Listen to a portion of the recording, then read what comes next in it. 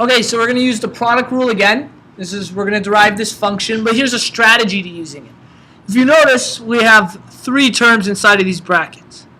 And the question is asking, they've given us this function h at x, and they want h prime, so to derive this function when x is -1. So the first step is we have to derive this function. So we'll go about doing that, h prime x, okay? And if you remember, what that means is, here's our f at x and our g at x.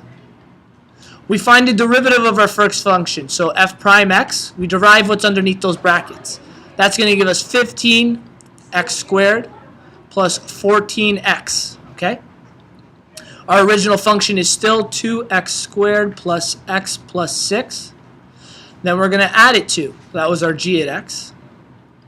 Our original function for f at x, which was 5x cubed plus 7x squared plus 3. Let's make sure we have room here. I'm going to move this over.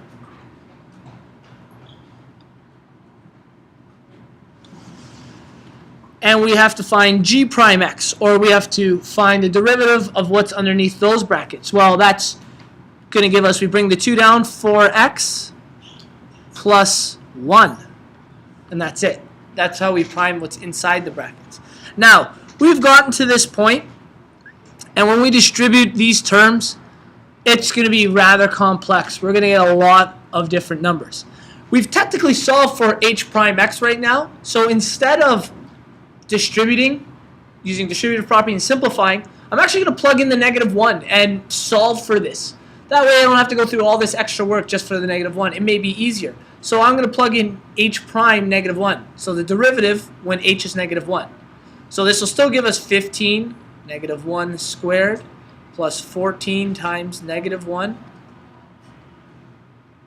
2 -1 squared plus -1 plus 6 plus, I know this is looking confusing, 5 -1 cubed plus 7 -1 squared plus 3, 4 times -1 plus 1. So barely fit that in. Really got to start writing smaller. But now we've done this, we can do a lot of equating. -1 squared is 1, so that's going to be 15 minus 14. So that's our first bracket. Our second bracket, -1 squared again is 1, so that's going to give us 2. Minus 1 plus 6. Added to the other bracket. -1 squared, still 1, so we get 5. -1 squared, still 1, so we get plus 7, plus 3. I know it's hard to see in there, but that's 4 times -1, so -4 plus 1. This is a lot simpler to work with instead of collecting all of our like terms. That's where we'd be right now. We would have distributed, now we'd be collecting like terms. All we have to do is equate things. 1, that becomes 7 plus 15 times -3. So we get 7 subtract, is that 45? Subtract 45.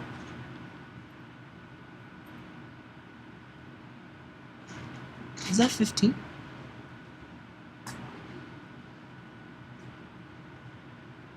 Sorry, that's cubed, isn't it? Shoot, that was cubed, which makes this -5. So that's no longer 15.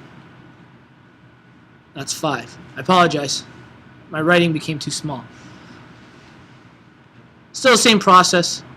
Only difference is this is 15 now. Okay. Which means we now end up at -8. Only downside of this is make sure you can read your own writing clearly, because I couldn't in that one.